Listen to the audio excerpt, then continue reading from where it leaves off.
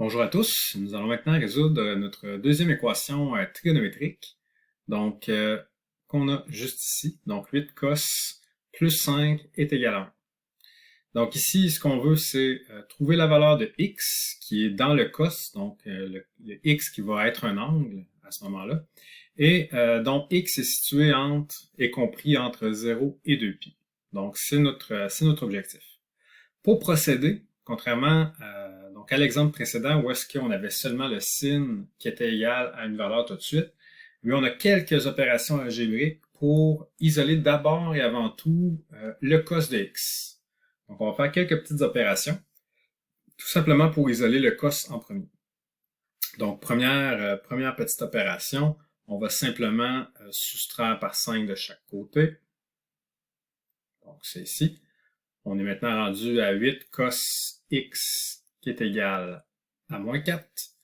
On va maintenant ensuite diviser par 8.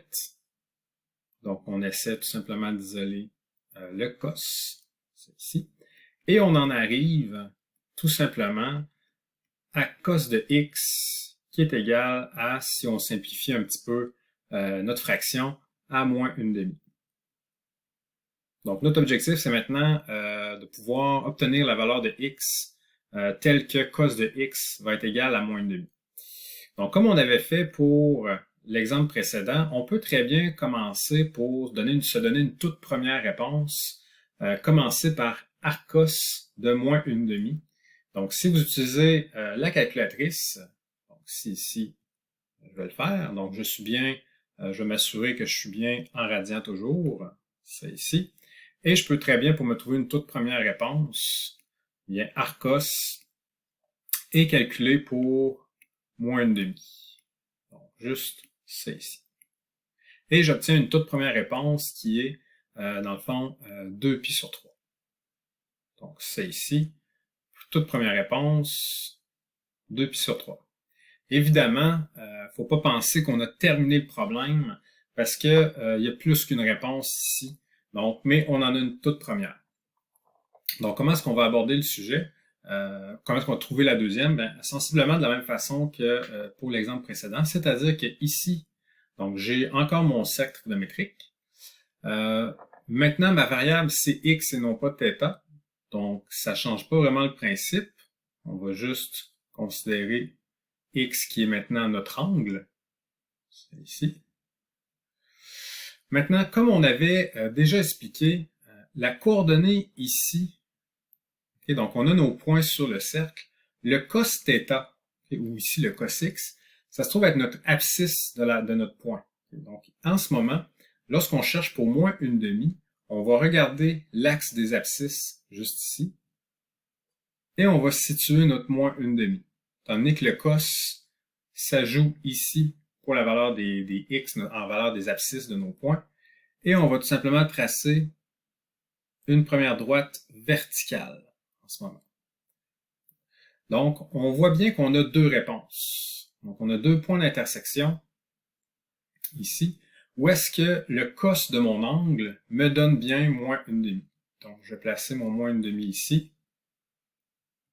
Donc, j'ai un point ici où est-ce que j'ai moins une demi. Et le but, évidemment, c'est de trouver les angles. L'angle qu'on a obtenu grâce à la calculatrice, ça nous donnait d'abord cet angle-là. Juste ça ici.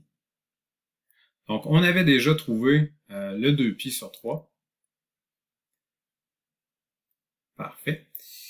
Maintenant, si on veut trouver notre deuxième réponse, ce qu'on peut faire, donc une des approches, parce que maintenant, ce qu'on cherche à trouver, l'autre réponse, c'est la valeur de l'angle tel que j'ai ça ici. Je vais refaire un petit peu mon dessin. Donc, en partant d'ici, toute l'angle qui est là. Donc, si je veux trouver la valeur de cet angle-là, une approche possible, et ce serait tout simplement de comprendre que j'ai une réflexion ici par rapport à mon axe des x. Donc, si j'ai 2π sur 3 dans cet endroit-là, ça veut dire que j'ai un angle de π sur 3 ici. Et j'ai la même, par réflexion, cet angle-ci vaut aussi π sur 3. Donc, tout ce que j'ai à faire, c'est π plus pi sur 3. Donc ici, ma deuxième réponse va être donnée par pi plus pi sur 3. Et il me reste simplement à mettre ça tout ensemble. Donc j'ai déjà 2pi sur 3. Et on a aussi trouvé 4pi sur 3. Juste ici. Donc ce sont nos deux réponses de notre équation trigonométrique. On aurait pu aussi, évidemment, comme j'ai déjà expliqué, si vous avez accès à un cercle trigonométrique, eh bien, ce qu'on a fait ensemble, le moins 1/2 qui était juste ici, okay, et on avait déjà la valeur de 2pi sur 3, et on a ici, donc, ma coordonnée en abscisse, le moins 1/2, on trouve notre deuxième réponse qui est 4pi sur 3. Donc, sensiblement de la même façon, on regarde vis-à-vis le moins 1/2 et on va trouver nos deux points qui ont en abscisse la valeur, donc la valeur moins 1/2, et on peut prendre les angles qui sont juste ici. Parfait. Finalement, dernier petit commentaire. Donc encore une fois, je vais essayer de représenter sur ma fonction, donc qu'est-ce que ça représente, ça ici.